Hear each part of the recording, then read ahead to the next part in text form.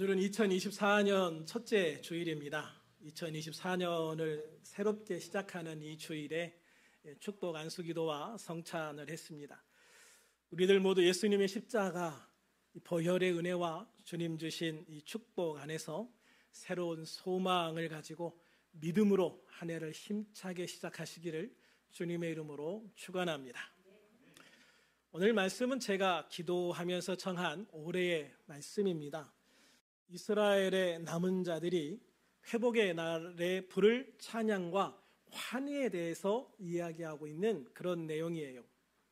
제가 이 말씀을 오늘의 말씀으로 정한 이유는 모든 환난과 어려움 속에서 끝까지 믿음을 지키고 남은 자들을 하나님께서 다시 회복하시고 축복하시는 것처럼 우리들도 모든 어려움들을 다 이기고 승리하는 삶으로 나아가는 2024년이 되어지기를 소망하는 마음으로 이 말씀을 선택을 했습니다. 우리는 이 말씀을 통해서 이번 주와 다음 주 2주간에 걸쳐서 말씀을 나누게 되어질 겁니다. 먼저 본문 1절에 보면 그날에 라는 표현을 사용하면서 특정한 한 날을 말씀하시고 있습니다. 이사야가 말하는 그날은 하나님의 백성들이 하나님의 용서와 안위하심, 즉 위로하심을 받는 그 날을 말하는 겁니다. 또한 회복하게 하시는 하나님의 은혜로 말미암아 감사와 찬양과 영광을 돌릴 바로 그 날을 이야기를 하고 있는 거죠. 우리들에게도 올해 안에 바로 그 날이 임할 수 있기를 주님의 이름으로 축원합니다. 축원합니다. 그러면 유다 백성들은 왜 이렇게 하나님의 용서하심과 위로하심과 회복해 하심으로 인하여 감사와 찬양과 영광을 돌려야 했을까? 원래 이스라엘 민족은 하나님의 복음을 위해서 선택하신 민족입니다. 그런데 본문 1절에 보면 그 날에 내가 말하기를 여호와여 주께서 전에는 내게 진노하셨사오나 라는 말이 있어요. 전에는 내게 진노하셨다. 그렇습니다. 이들은 하나님을 위해 선택된 민족이었지만 하나님을 화나게 하는 민족이 되었어요. 하나님을 실망시키는 민족이 되어버리고 말았어요. 하나님의 말씀에 순종하지 않고 하나님이 싫어하시는 삶을 멈추지 않았기 때문에 그렇습니다. 결국 하나님은 진노하셔서 이 나라를 두 나라로 쪼개버리시죠. 남쪽은 유다, 북쪽은 이스라엘, 이렇게 두 나라로 쪼개버리셔요. 그럼에도 정신을 차리지 못하고 북이스라엘은 처음부터 멸망하는 그날까지 정말 온전하게 악한 길만 걷다 멸망합니다. 이 북이스라엘에 오히려 유명한 선지자들이 많거든요. 엘리야 선지자도 북이스라엘 선지자잖아요. 그렇게 강력한 선지자들이 있었음에도 불구하고 북이스라엘은 끝까지 우상을 섬기고 끝까지 타락한 모습으로 그렇게 아수르에게 멸망해 버리고 맙니다. 그리고 이 북이스라엘은 역사에서 사라지죠. 그에 반해서 남유다는 조금 달라요. 그래도 유다는 다윗의 혈통이 왕위를 이어받아서 중간중간에 하나님의 말씀을 회복하고 주님의 은혜를 회복하려고 하는 시도들이 몇 번 있어요. 그래서 그나마 이 남쪽의 형편은 북쪽보다 훨씬 더 나은 그런 영적인 상태를 지니고 있었어요. 그럼에도 불구하고 이들은 끝까지 이 애굽, 이 사람을 의지하려고 하다가 결국 바벨론의 멸망을 당해버리고 말죠. 그런데 바벨론의 멸망에서 바벨론의 포로로 끌려간 이 사람들은 그냥 역사에서 사라지지 않고 새로운 역사를 써내려가기 시작을 합니다. 바로 회복의 역사를 써내려가기 시작하는 거예요. 바벨론의 포로로 잡혀간 이들은 왜 우리가 하나님의 선민인 우리가 왜 이런 꼴이 됐을까? 왜 우리가 하나님의 도우심을 받지 못하고 이렇게 멸망할 수밖에 없었는가를 깊이 고민하며 그 원인을 찾기 시작합니다. 그래서 그들은 결국 그 원인을 발견합니다. 그 원인이 뭐냐면 하나님의 백성임에도 불구하고 하나님의 말씀을 몰랐습니다.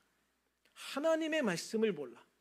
그러니까 하나님의 백성임에도 불구하고 하나님의 말씀과 상관없이 내가 생각하는데 옳다고 내가 생각하는 것에 옳다고 생각하는 대로 그렇게 살다가 결국은 멸망해 버리고 만 것이죠.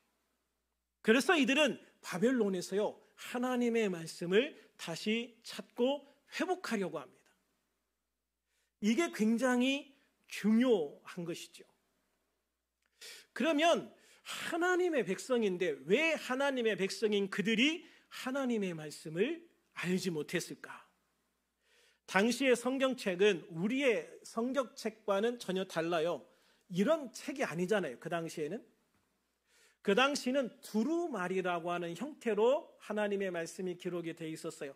두루마리는 가죽이에요. 가죽을 길게 만들어서 거기에다가 글을 쓴 거예요. 그래서 그거를 막대기에다가 둘둘둘둘 말아가지고 거기에다가 이제 케이스를 씌워서 보관하는 거예요. 이게 되게 무겁습니다. 혼자 못 듭니다. 그래서 2명이 이렇게 들어서 옮기거든요. 그래서 이제 이런 강단에 이렇게 똑 놓으면 그걸 이렇게 조금씩 풀어가면서 그 말씀을 읽는 거예요. 그러니까 이런 성경책이 대중화가 될 수가 없죠. 이 성경책은 돈이 있어서 사는 게 아니라 권력이 있어서 사는 게 아니라 오직 하나님의 제사장들과 선지자들만이 이 성경책을 읽고 전할 수가 있었던 거예요. 그런데 만약 하나님의 말씀에 무관심한 관심이 없는 그런 왕이 됐어요. 그러면 그때부터 영적인 암흑기가 시작이 되는 거예요. 하나님의 말씀에 관심이 없으니까 하나님의 말씀을 찾지 않아요. 그러니 당연히 백성들에게 그것을 들려주어야 할 제사장이나 선지자들도 자신들의 역할을 하지 않아요. 그러니까 백성들은 하나님의 말씀을 들을 수 있는 기회가 없어지는 거예요. 그러다가 성경책이 어디 있는지 아예 잃어버리는 사태까지 나오고 맙니다. 이게 이제 역대하 34장에 나오는 사건인데요. 요시야 왕이 8살의 왕이 되었어요. 그리고 이제 왕이 된 지 8년째, 그러니까 16살이 되던 해에 예루살렘 성전을 대대적으로 수리를 합니다. 청소도 하고, 그동안에 이 성전이 너무 막 방치되어졌기 때문에 수십 년 동안 방치됐기 때문에 성전에 막 먼지도 쌓이고 여기저기 막 부서지고 난리가 아니었거든요. 그래가지고 그 성전을 청소하고 막 수리를 하기 시작을 했는데 청소하고 수리하다가 웬 두루마리를 하나 발견했어요. 그래서 이게 뭔가라고 봤더니 그게 율법책이야. 지금 말로 하면 모세오경이 기록되어져 있는 성경이 그곳에 있는 거예요. 세상에. 이게 어디 있는지조차 몰랐는데 청소하다가 어떤 구석에서 하나님의 말씀을 발견한 거예요. 그래서 서기관 사반이 왕 앞에 이 율법책을 들고 와서 그 말씀을 읽어요. 이 말씀을 듣자 요시야 왕은 옷을 찢으며 통곡하고 울면서 회개를 해요. 그리고 나서 요시야 왕은 모든 장로들과 제사장들과 레위 사람들과 모든 백성들까지 다 이끌고 성전으로 올라가서 서기관에게 이 성경을 낭독하도록 해요. 모든 백성들은 제단 밑에서 그 하나님의 말씀, 서기관이 낭독하는 그 하나님의 말씀을 듣고요, 요시야 왕처럼 눈물을 흘리며 회개하면서 하나님 앞에 바로 세워지기 시작합니다. 그래서 요시야 왕 때는요, 정말 영적으로 충만한 때였고 정말로 하나님의 말씀에 온전히 순종하는 그런 시기가 되어지는 거예요. 그러나 요시야 왕이 죽고 나자 곧 다시 하나님의 말씀은 백성들 사이에서 잊혀지기 시작하는 거예요. 다시는 누구도 하나님의 말씀을 백성들에게 읽어주는 사람이 없었기 때문이죠. 그렇게 하나님의 말씀은 다시 서서히 잊혀지게 되어지고 결국 멸망의 길로 가게 되어지는 것이죠.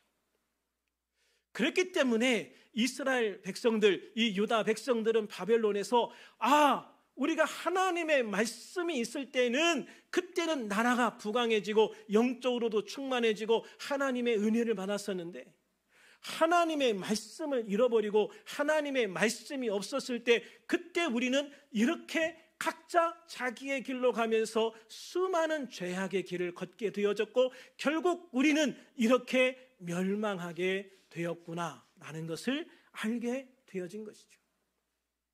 그래서 이 백성들은요, 하나님의 말씀을 회복할 수 있는 방법을 찾기 시작해요.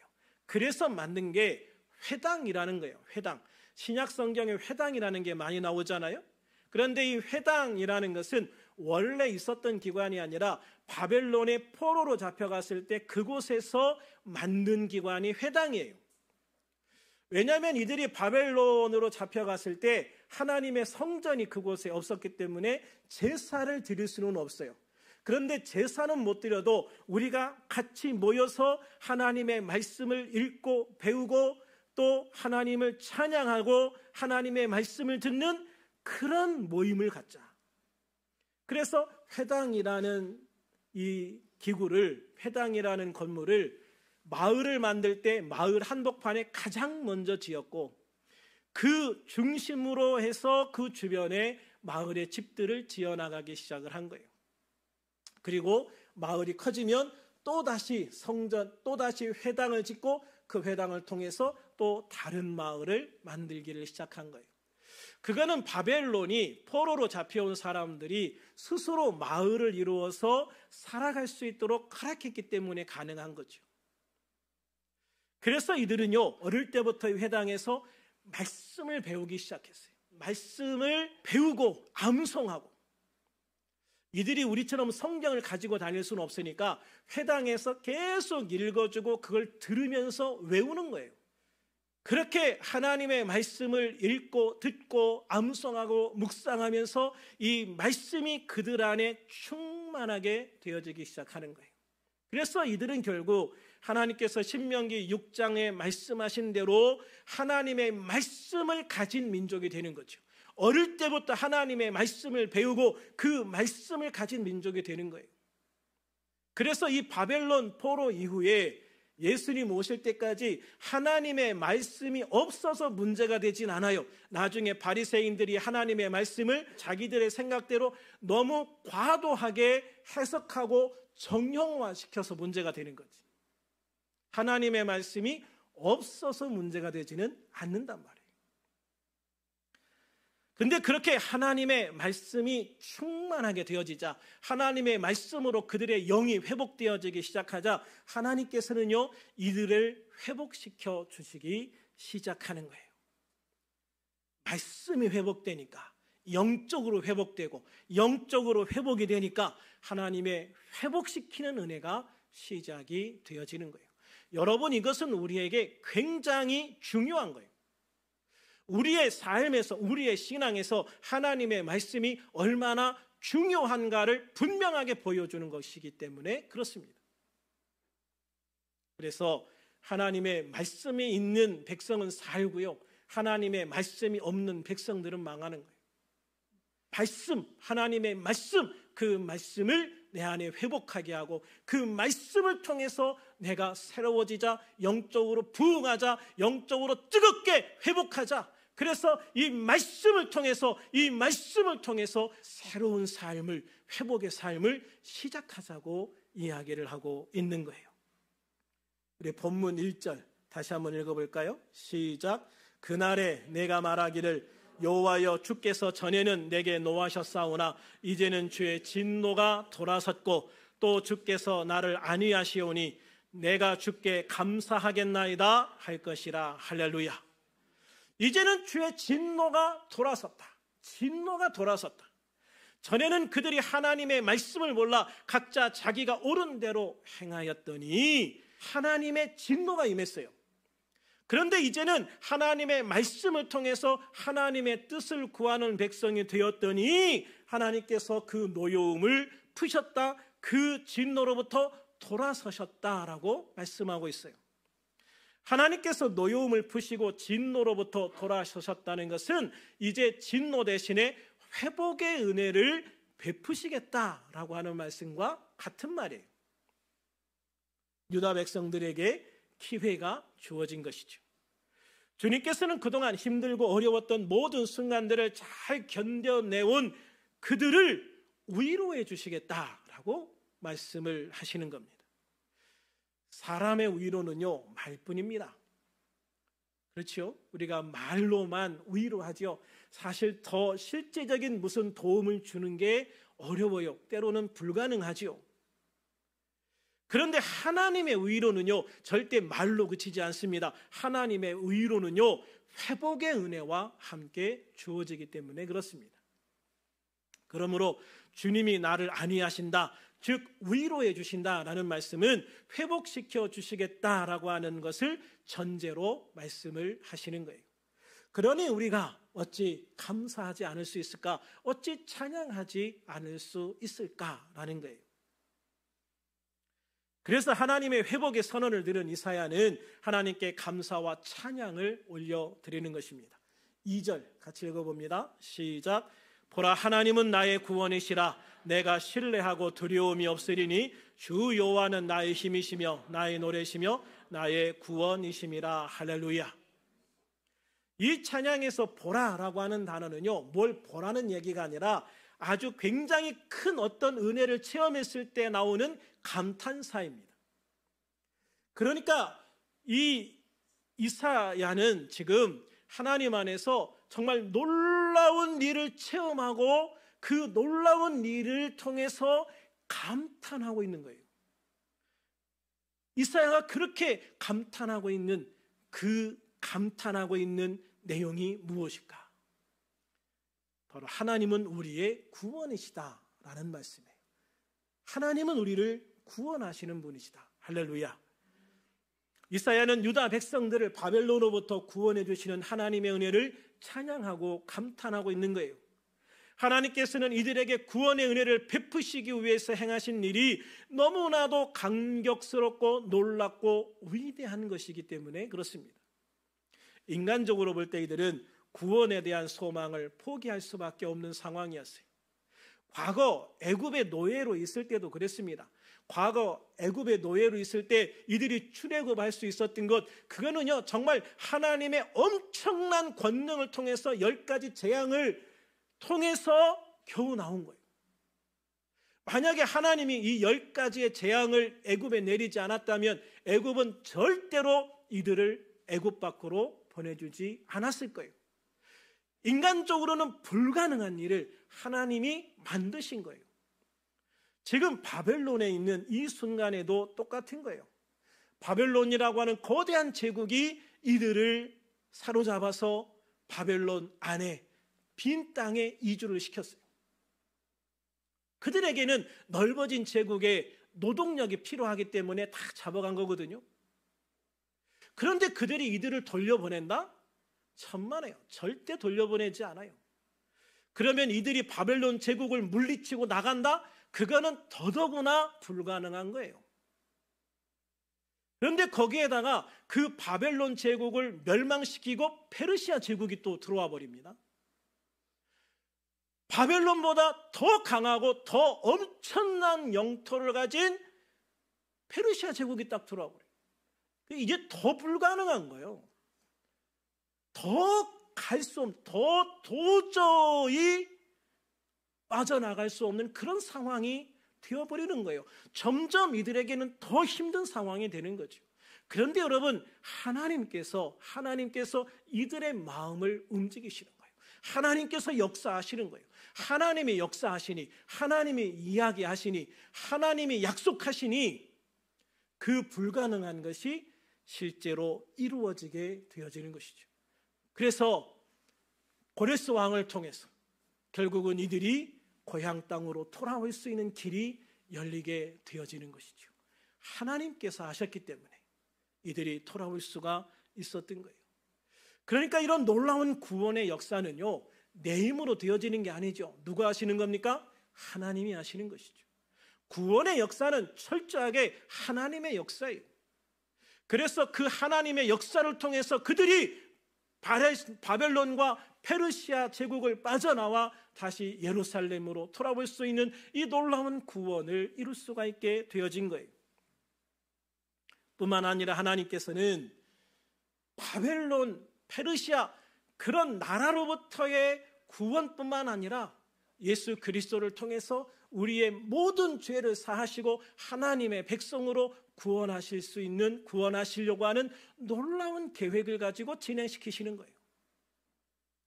그래서 하나님께서 이들을 구원하시겠다라고 하는 것은 단순히 육체적인 구원뿐만 아니라 이들의 영적인 구원도 이미 전제하시고 시작하시고 계신 거예요.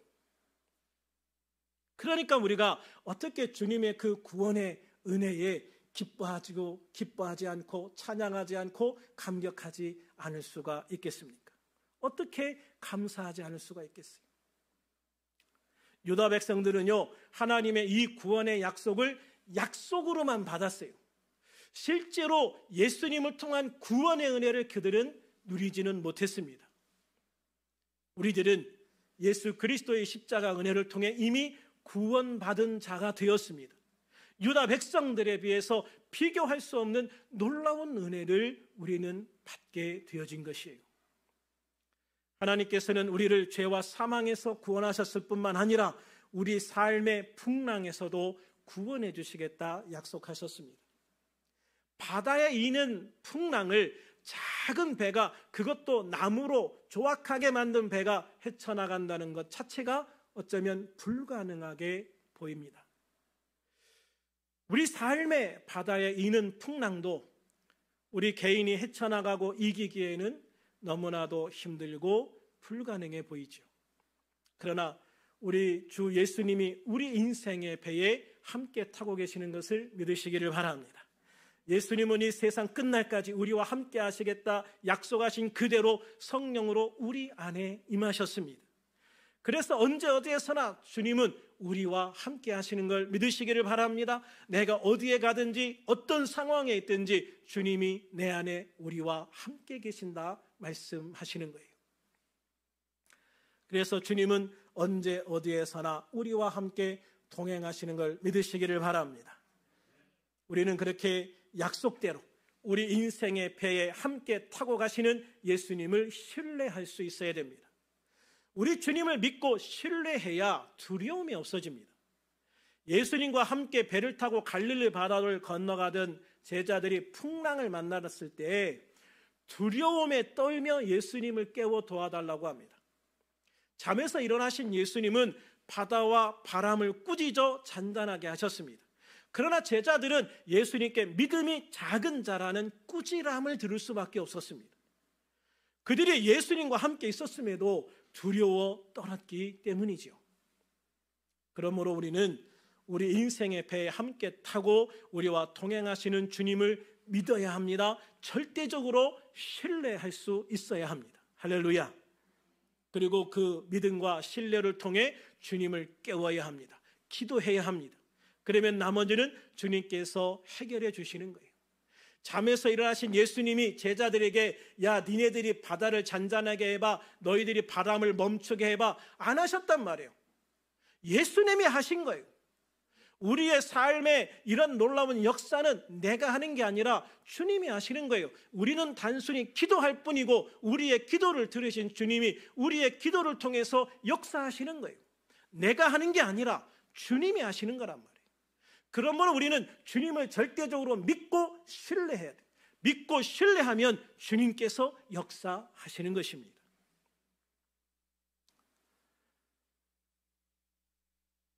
특별히 우리는 바로 앞도 헤아리지 못하는 연약한 존재입니다.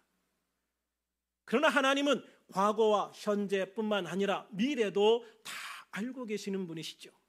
그러므로 우리가 이해할 수 없어도 주님의 응답과 주님의 인도하심이 우리 삶에 있어 최선이라는 것을 믿을 필요가 있는 것입니다. 그리고 그 믿음은 행함으로 나타나야 돼요. 우리가 생각으로만 믿습니다. 아무리 외쳐도요 소용이 없습니다. 예전에 조용기 목사님이 말씀하신 것처럼 믿습니다를 크게 하는 사람일수록 안 믿어지니까 그런다고요. 안 믿어지니까 어떻게 하든 믿어보려고 주여 믿습니다 하는데 믿습니다 백날 첫날 해도 안 된다. 말만 해서는 소용없다 이 말이에요. 생각으로만 해서 소용이 없다 이 말이에요. 믿으면, 주님을 신뢰하면, 그러면 주님께 기도하는 기도의 자리에 앉아야 되는 거예요. 그게 믿는 거예요. 믿습니다. 무엇을 믿어요? 어떻게 믿어요? 아무리 믿습니다 해봐야 소용없는 거예요. 주여 믿습니다 하고 무릎 꿇고 기도하고 주님께 아뢰고 주님께서 나를 통해 이루실 것을 바라보고 그것이 이루어진 줄로 믿는 거예요. 그게 믿음이라는 거예요. 어떤 상황에서도 흔들림 없이 믿음으로 기도해야 되는 것입니다. 위기 상황에서 믿음이 있는 성도와 없는 성도의 가장 큰 차이점이 뭐냐면 기도의 자리에 앉느냐 아니면 세상으로 뛰어다니느냐예요. 아주 극명하게 차이가 나는 거예요. 믿음이 좋은 사람일수록 빨리 주님 앞에 무릎을 꿇어요. 그리고 주님 앞에 전적으로 맡기고 의지해요. 내 삶과 죽음까지도 맡기는 거예요. 그게 믿음이에요. 그게 믿음의 역사가 나타나는 믿음이란 말이죠. 그게 기도하는 사람의 자세라는 거예요. 또한 믿음이 있는 사람은요, 예배 자리에 앉습니다. 생명을 걸고 예배를 지킵니다.